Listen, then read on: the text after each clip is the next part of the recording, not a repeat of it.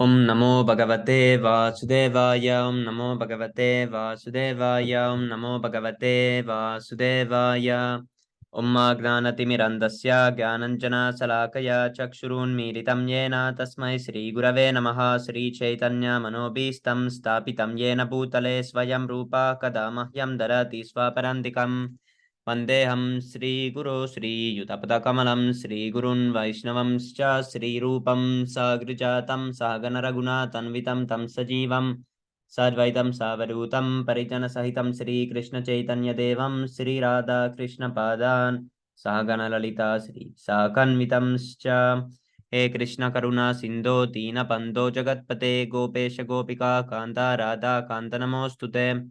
तप्त कांचन गौरंगी राधे वृंदावनेश्वरी वृषभानुसुते देवी प्रणमामि हरिप्रिये वाञ्छाकल्पतरुभ्यश्च कृपा सिन्धुभ्य एव च पतितानां पावनेभ्यो वैष्णवेभ्यो नमो नमः। नमः विष्णुपदाय कृष्णप्रेष्ठाय भूतले श्रीमते भक्तिवेदांत स्वामी निति नामिने नमस्ते सरस्वते देवे गौरवाणी प्रचारिणे निर्विशेष शून्यवादी पाश्चात्यदेशतारिणे। जय श्री कृष्ण चैतन्य प्रभु नित्यानंद श्री अद्वैत गदाधर श्रीवासादि गौरभक्तवृंद। हरे Krishna Krishna Krishna Hare Hare Hare Ram Ram Ram Hare Hare. Haribol. So today we start a new book and it is called Civilization and Transcendence. I've never seen this book before, but it seems really nice book, so we will read it. It's made according to replies to the questionnaire from Bhavan's journal. It's like conversation type. So all these points are going through religion with no conception of God, progressing beyond progress, conquered religion, caste system, caste eternal truths, whereas everyday realities, the ultimate knowledge, getting spiritual guidance, civilization means regulation, cleansing the heart, the process of purification, feel the oneness with the difference, how to love God, the way to peace, return to real life.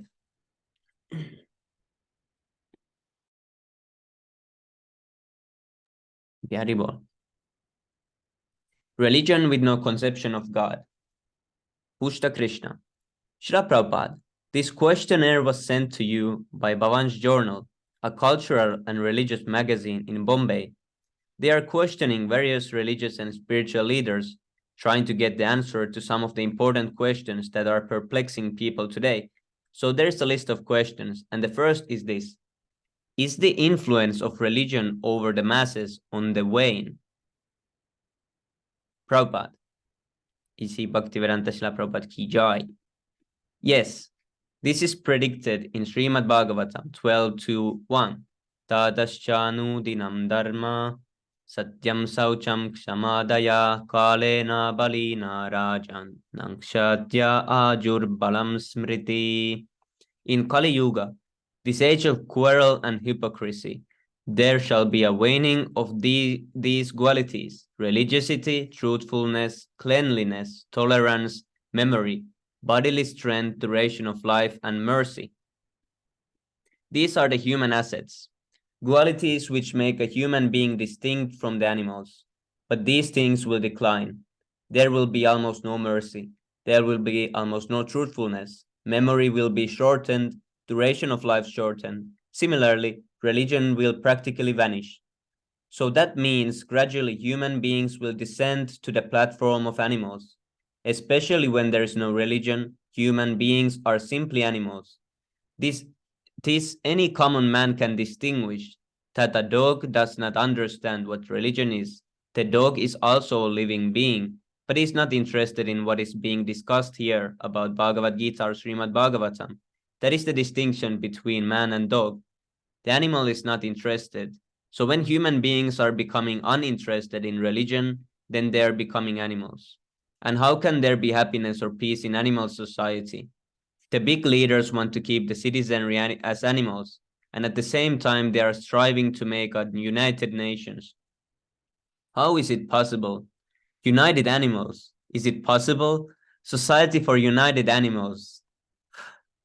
In the science of logic, it is said, man is a rational animal. So when rationality is missing, one becomes simply an animal. What is the possibility of being a human being? In human society, whether you are a Christian or a Muhammadan or a Hindu or a Buddhist, it doesn't matter. But there must be some system of religion. That is human society. And human society without religion, animal society. This is the plain fact. Why are people unhappy now? Because they are neglecting religion.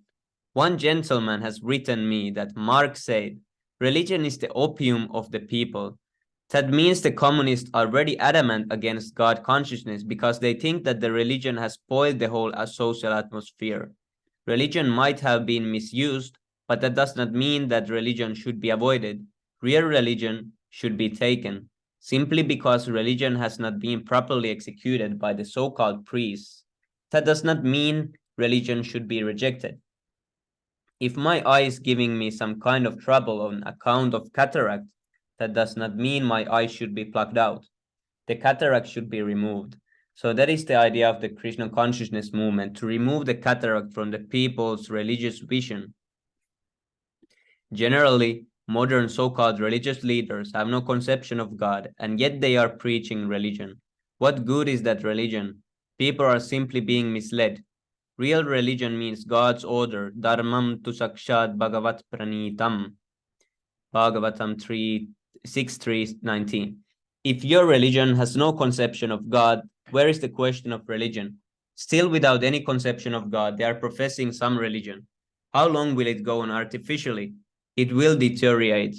The ignorance about God has resulted in the present condition. Religion means the order of God, just as law means the order of the state. Now, in your societal system, there is no state. Where is the question of the state's order? You will simply manufacture your own order. Today, that is going on in the field of religion. There is no conception of God and therefore no following of God's order. But we devotees of Krishna have a clear conception of God. Here is God, Krishna, and he is giving orders. We accept those orders. So it is clear religion. But if there is no conception of God, no order of God, then where is the question of religion? Ask someone in some other religious system what their conception of the form of God is. Can anyone tell clearly? Nobody can say. But we shall immediately say, Venum kvanantamaravinda dalayataksham barhavatam samasitam bhuta sundarangam kandarpakoti kamaniya vishesa shobam govindamadi purusham tamaham bhajami. I worship Govinda, the primeval lord, who is adept at playing on his flute, whose eyes are like petals of a blooming lotus, whose head is bedecked with peacock feather, whose figure of beauty is tinged with a hue of blue clouds, and whose unique loveliness charms millions of cupids. Brahma Samhita 5:30. Immediately, description. Here is God. Then there is religion. And if there is no conception of God, where is the question of religion? Bogus. That is why religiosity and the other noble human qualities are declining. People have no conception of God, and therefore there is no understanding of religion. As a result, the whole human civilization is declining, and because it is declining, human beings are becoming more and more like animals. Hare Krishna. Okay, who wants to continue?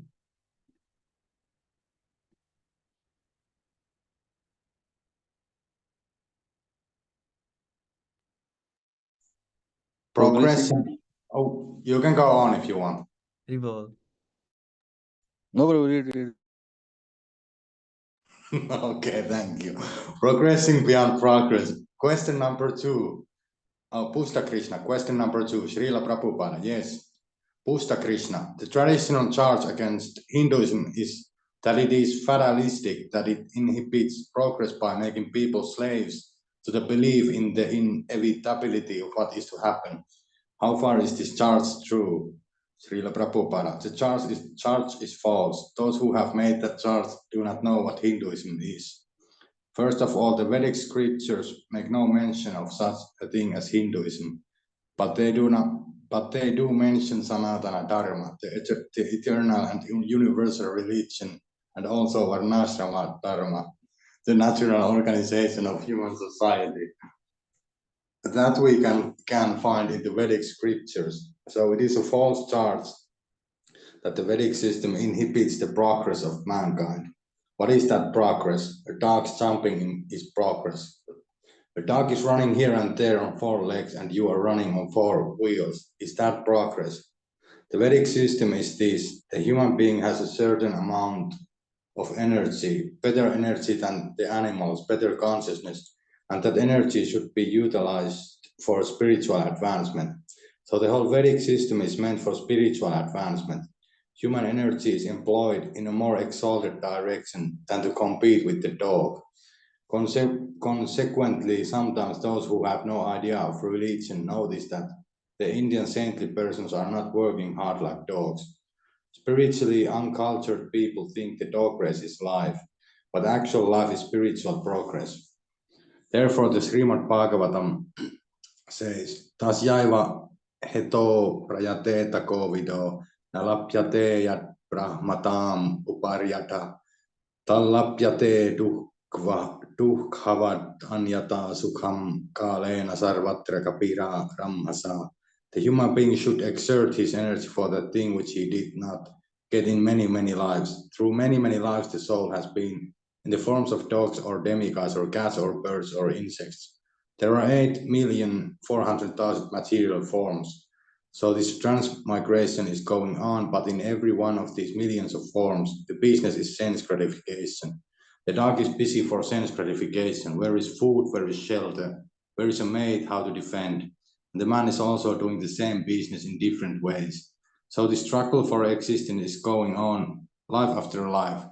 Even a small insect is engaging in the same struggle. Ahara, nitra, paya, maitunam, eating, sleeping, defending, and mating. Bird, beast, insect, fish, everywhere the same struggle. Where is food? Where is sex? Where is shelter? How to defend? So the Shastra scripture says we have done these things in many, many past lives. And if we don't get out of this struggle for existence, we'll have to do them again in many, many future lives. So these things should be stopped. Therefore, Prahlada Maharaja advises his friends, Srimad Bhagavatam 763, Sukham Andriyakam Daitya Deha Yogena Dehinam Sarvatra Lapyate Daivad Tata Durkam Ayatnataha. My dear friends, material pleasure which is due simply to this material body is essentially the same in any body. And just as misery comes without our trying for it, so the happiness we deserve will also come by higher arrangement. A dog has a material body and I have a material body. So my sex pleasure and the dog's sex pleasure is the same. Of course, a dog is not afraid of having sex on the street in front of everyone. We hide it in a nice apartment. That's all. But the activity is the same. There is no difference. Still, people are taking the sex pleasure between a man and woman in a nice decorated apartment as very advanced. But this is not advanced, and yet they are making a dog's race for this advancement. Prahlada Maharaja says we are imagining that there are different types of pleasure on account of different types of body, but the pleasure is fundamentally the same. Naturally, according to the different types of body, there are some external differences in the pleasure, but the basic amount and quality of this pleasure has very well defined limitations. That is called destiny. A pig has a certain type of body and his eatable is stool. This is destined. You cannot change it. Let the pig eat halava. That is not possible because the same has a because the soul has a particular type of body. He must eat a particular type of food. Can anyone, any scientist, improve the standard of living of a pig? Is it possible? Therefore, Prahlada Maharaja says that, that everything about material pleasure is already fixed. The uncivilized men in the jungle are having the same sex pleasure as the so-called civilized men who boast. Instead of living in that hut made of leaves, we are living in a skyscraper building. This is advancement. But Vedic civilization says, no, this is not advancement. Real advancement is self-realization, how much you have realized your relationship with God. Sometimes people misunderstand, thinking that sages who try for self-realization are lazy.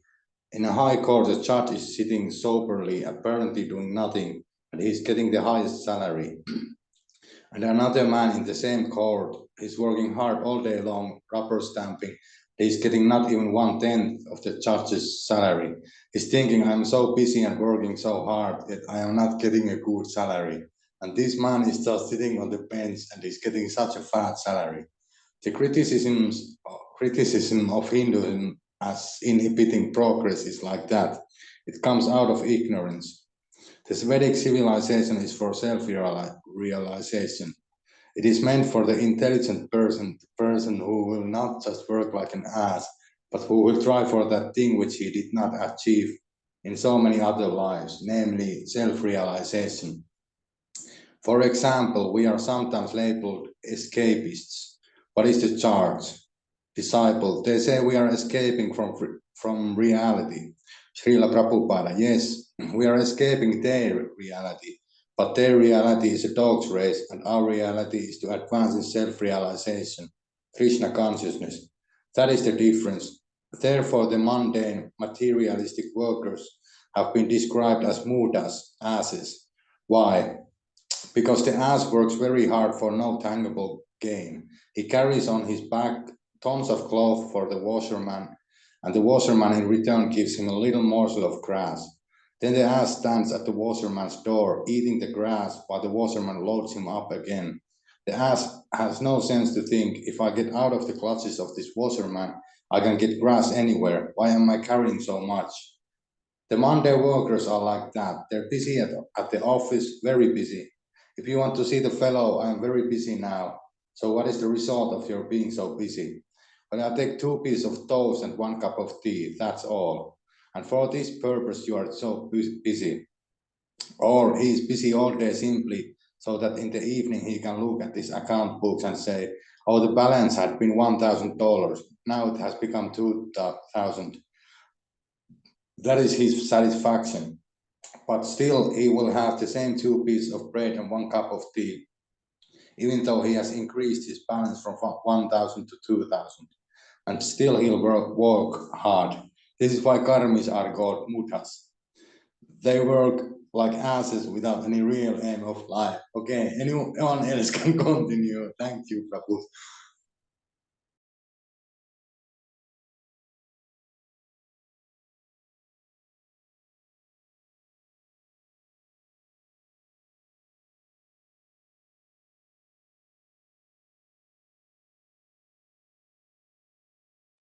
Okay, Haribol, I can read also.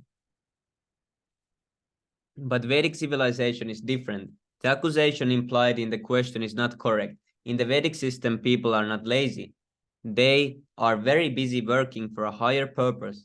And that busyness is so important that Prahlad Maharaj says, Kaumara acharet pragno, Bhagavatam 761. Beginning from childhood, one should work for self-realization. One should not lose a second's time.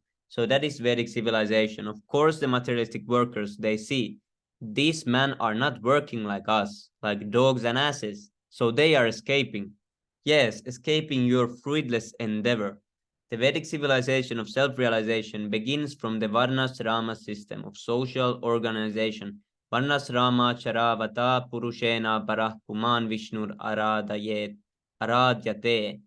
Everyone should offer up the fruits of his occupational duty to the lotus feet of the Lord, Vishnu or Krishna. And that is why the Vedic system is called Varnasrama, literally, social organization with a spiritual perspective. The Varnasrama system has 4 social and 4 spiritual divisions. The social divisions are the Brahmanas, teachers and priests, Kshatriyas, administrators and military men, Vaishyas, farmers and merchants, and Shudras, laborers and craftsmen. While the spiritual divisions are the brahmacharis, students, grihastas, householders, vanaprashtas, retirees, and sannyasis, renunciants. But the ultimate goal is Vishnur Aradhyate, the worship of the Supreme Lord Vishnu by all. That is the idea. But the members of the modern so-called civilization do not know of Varnashrama. Therefore, they have created a society that is simply a dog's race. The dog is running on 4 legs, and they are running on 4 wheels. That's all. And they think the 4-wheel race is advancement of civilization.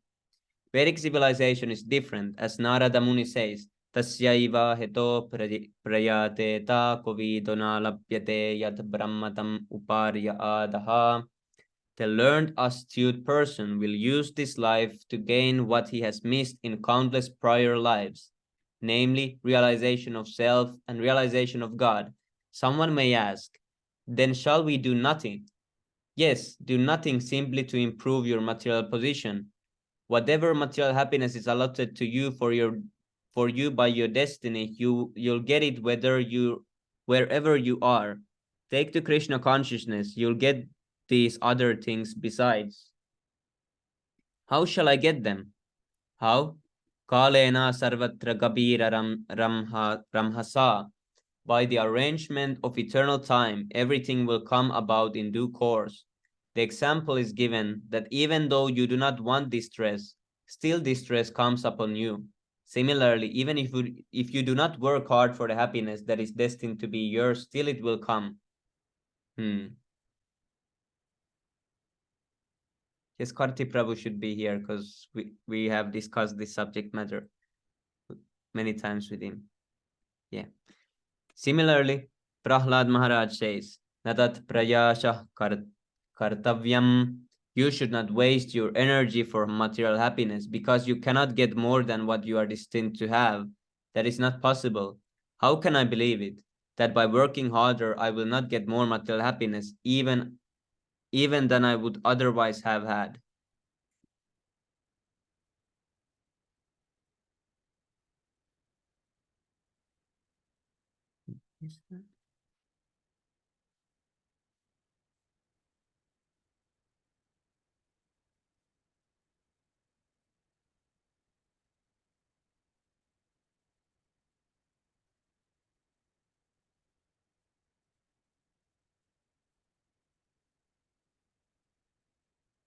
So how shall I get them?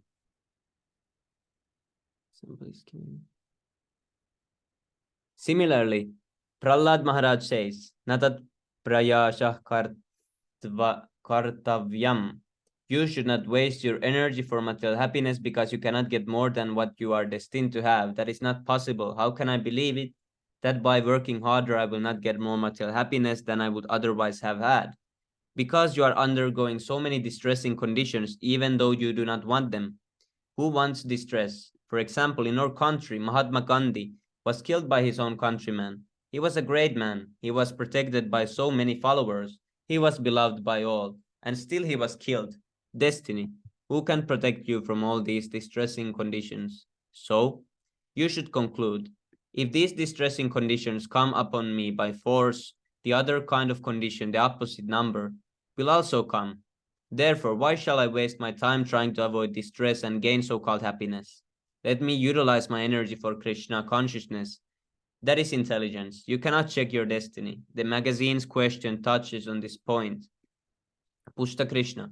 Yes, the usual charge is that this Vedic system of civilization is fatalistic, and that as a result, people are not making as much material progress as they otherwise would. Prabhupada. No, the Vedic system is not fatalistic. It is fatalistic only in the sense that one's material destiny cannot be changed. But your spiritual life is in your hands. Our point is this. The whole Vedic civilization is based on the understanding that destiny allows only a certain amount of material happiness in this world, and that our efforts should therefore be directed towards self-realization. Nobody is enjoying uninterrupted material happiness. That is not possible. A certain amount of material happiness and a certain amount of material distress. These both must be present always. So just as you cannot check your distressing condition of life, similarly, you cannot check your happy condition of life. It will come automatically. Therefore, do not waste your time with these things. Better you utilize your energy for advancing in Krishna consciousness. Pushta Krishna. So then, Srila Prabhupada, would it be accurate, after all, to say that people who have this Vedic conception would not try for progress? Prabhupada, no, progress. First, you must understand what actual progress is. The thing is that if you try to progress vainly, what is the use of trying? If it is a fact you cannot change your material destiny, why should you try for that? Rather, whatever energy you have, utilize it for understanding Krishna consciousness. That is real progress. Make your spiritual understanding, your understanding of God and self perfectly clear. For instance, in our International Society for Krishna Consciousness, our main business is how to make advancement in Krishna consciousness. We are not enthusiastic about opening big factories with big money-earning machines. No. We are satisfied with whatever material happiness and distress we are destined. But we are very eager to utilize our energy for progressing in Krishna consciousness. That is the point. So the Vedic system of civilization is meant for realizing God. Vishnur Aradhyate. In the Vedic system, people try for that. Actually, the followers of Varnashrama Dharma, they never tried for economic development. You'll find in India still millions of people taking bath in the Ganga during Kumbh Mela. Have you been to the Kumbh Mela festival? Disciple, no. Prabhupada, at the Kumbh Mela, millions of people come to take bath in the Ganga because they are interested in how to become spiritually liberated from this material world. They are not lazy. They travel thousands of miles to take bath in the Ganga at the holy place of Prayag. So although they are not busy in the dog's race, these people are not lazy. Ya nisha sarva bhutanam tasyam jagarti samyami. What is night for ordinary beings in the time of wakefulness is the time of wakefulness for the self-controlled.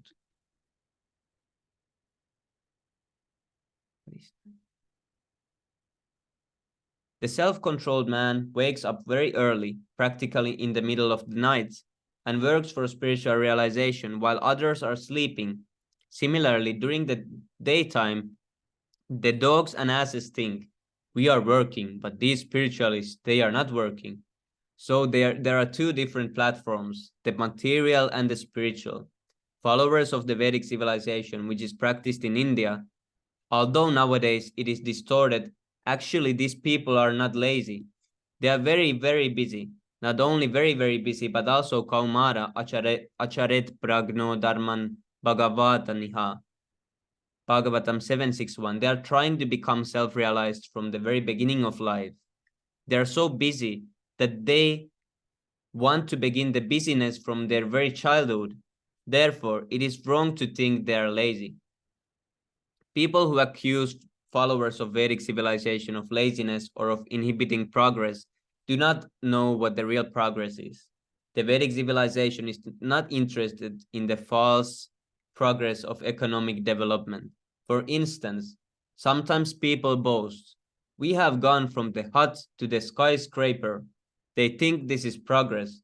But in the Vedic system of civilization, one thinks about how much he's advanced in self-realization. He may live in a hut and become very advanced in self-realization, but if he wastes his time turning his hut into a skyscraper, then his whole life is wasted, finished. And in his next life, he's going to be a dog, although he does not know it. That's all. Pushta Krishna. Srila Prabhupada, then this question may be raised. If destiny cannot be checked, then why not, when a child is born, simply let him run around like an animal, and whatever happens to him? No, that is the advantage of human form of life. You can train the child spiritually, that is possible. Therefore it is said, tasyaiva heto prayete takvovido. Use this priceless human form to attain what you could not attain in so many millions of lower forms. So that spiritual purpose, you should engage your energy. That advantage is open to you now in the human form. Ahaitukya pratihata. Pure devotional service to the Lord Krishna consciousness is open to you now, and it cannot be checked. Just as your advancement of so-called material happiness is already destined and cannot be checked, similarly, your advancement in spiritual life cannot be checked if you endeavor for it. No one can check your spiritual advancement. Try to understand this. Pusta Krishna. So then, we can't say that the Vedic system or Sanatana Dharma is fatalistic. There actually is endeavor for progress. Prabhupada, certainly. Spiritual progress. As for the question of fatalistic, I have often given this example. Let us say a man is condemned by a court of law to be hanged. Nobody can check it. Even the same judge who gave the verdict cannot check it. But if the man begs for the mercy of the king, and the king can check the execution, he can go totally above the law. Therefore, the Brahma Samhita 554 says, Karmani nirdati kintu cha bhakti bhajam. Destiny can be changed by Krishna for his devotees, otherwise it is not possible. Therefore, our only business should be to surrender to Krishna.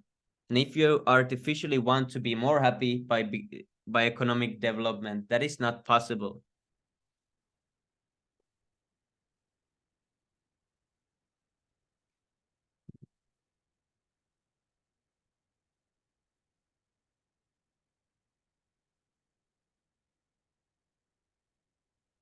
Pusta Krishna. Question number 3. Prabhupada, no. First of all, make sure that everything is clear. Why are you so eager to progress? Try to understand what is what. The first thing is that your destiny cannot be changed. That is a fact. But in spite of your destiny, if you try for Krishna consciousness, you can achieve spiritual success. Otherwise, why did Prahlad Maharaj urge his friends, Kaumara Acharya, take Krishna consciousness up from your very childhood?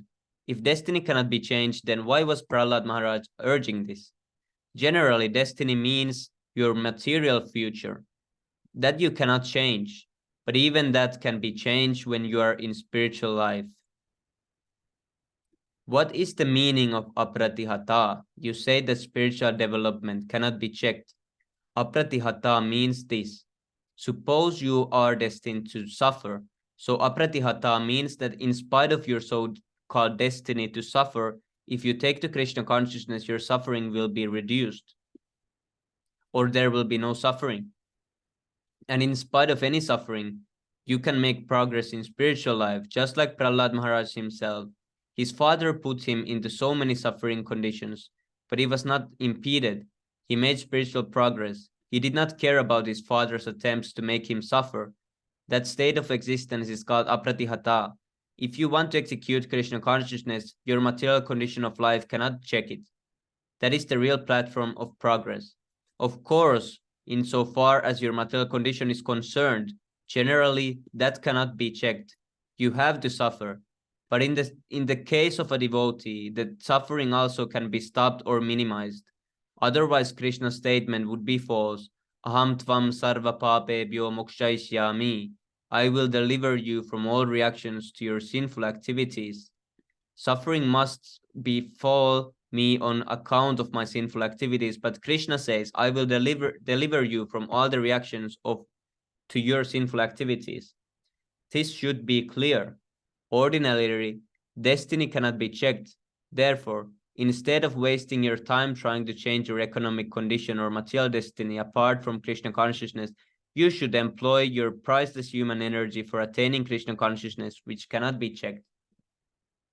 We see so many men working so hard. Does this mean that every one of them will become Ford or a Rockefeller? Why not? Everyone is trying his best, but Mr. Ford has destined to become a rich man. His destiny was there, and so he became a rich man. Another man may work just as hard as Ford, but this does not mean that he will become as rich as Ford. This is practical. You cannot change your destiny simply by working hard like an asses and dogs. No, but you can utilize your special human energy for improving your Krishna consciousness. That is a fact. Disciple, Srila Prabhupada, if destiny cannot be changed, what does Krishna mean when he says, be thou happy by this sacrifice? Prabhupada, Do you know what is meant by sacrifice? Disciple, sacrifice to Vishnu, to Krishna. Prabhupada, yes, that means pleasing Krishna. If Krishna is pleased, he can change destiny. Karma nirdati kintu cha bhakti bhajam. Brahma Samhita 554. For those who serve him with love and devotion, Krishna can change destiny. So sacrifice, yagna, means pleasing Krishna. Our whole Krishna consciousness movement means pleasing Krishna. That is the whole program. In all other business, there is no question of pleasing Krishna. When one nation declares war upon another, there is no question of pleasing Krishna or serving Krishna.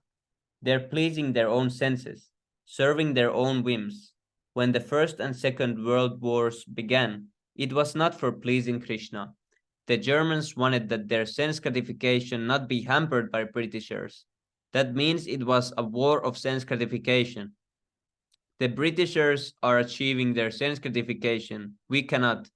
All right, fight. So there was no question of pleasing Krishna. Next question. Okay, Haribol, so tomorrow we continue from question about religion. Now let's go to six Astakam prayers. It's getting really late in India, so everyone needs to go sleep soon. Okay, Haribol. Cheto darpanamarjanam bhavamahadavagninirvapanam shreyah kairavachandrika vitaranam vityavadu jivanam anandam putivardhanam pratipadam purnamritasvadanam sarvatma snapanam param vijayate Sri Krishna Sankirtanam.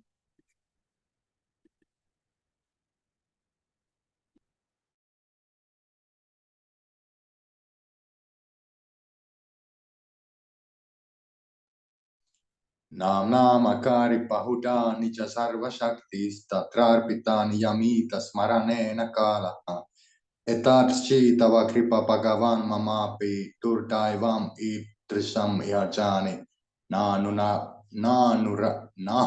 raga.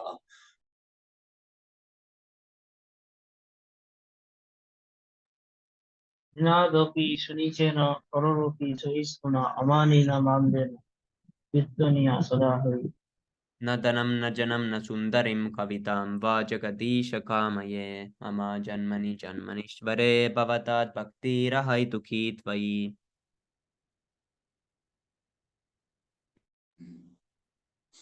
Ajinanda tanuja kinkaram patitam mam vishame pavam bhutau kripaya tava pada pankaja stitaduli sadrasham vichintaya.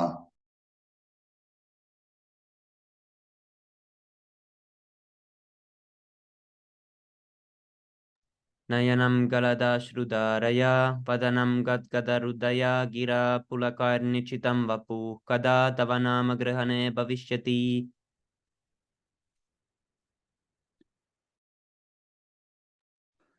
Yugaitam nimeshena chaksusha bravrishayitam sunyayitam jagat sarvam govinda virahena me.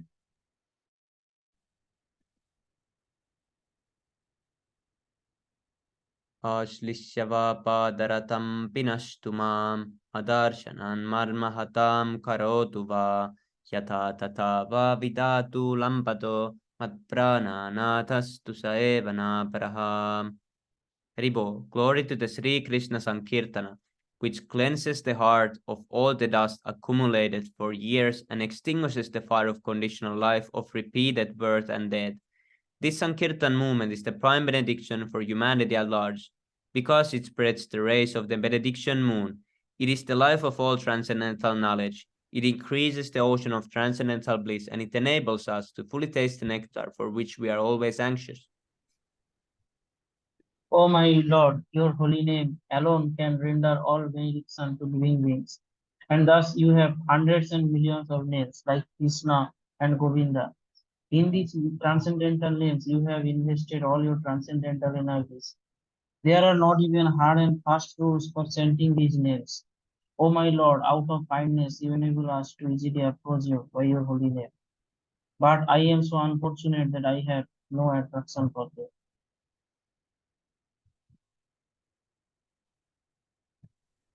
One should chant the holy name of the Lord in a humble state of mind, thinking oneself lower than the straw in the street. One should be more tolerant than a tree, devoid of all sense of false prestige, and should be ready to offer all respect to others. In such a state of mind, one can chant the holy name of the Lord constantly. O Almighty Lord, I have no desire to accumulate wealth, nor do I desire beautiful woman, nor do I want any number of followers. I only want your causeless devotional service, birth after birth. O son of Maharaj Nanda, Krishna, I am your eternal servitor. Yet somehow or other I have fallen into the ocean of birth and death. Please pick me up from this ocean of death and place me as one of the atoms at your lotus feet.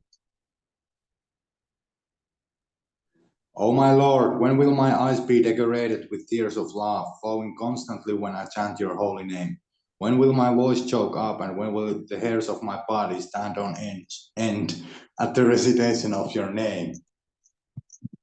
O Govinda, feeling your separation, some considering a moment to be like 12 years or more, tears are flowing from my eyes like torrents of rain, and I'm feeling all vacant in the world in your absence. I know no one but Krishna as my Lord, and he shall remain so even if he handles me roughly by his embrace or makes me broken-hearted by not being present before me. He is completely free to do anything and everything, for he is always my worshipful Lord, unconditionally. Hare Krishna Prabhuji. O Sri Siksastagam ki jai, Harinam Sankirtan ki jai, Panchatattva ki jai, Sri Krishna Jai. Chaitanya Mahaprabhu ki jai, Nityananda Jai. Prabhu ki jai, Jagat Guru Shila Jai. Bhaktivedanta Swami Shila Prabhupada ki jai. Jai. Hari Hari Hari Bol. Hari. All.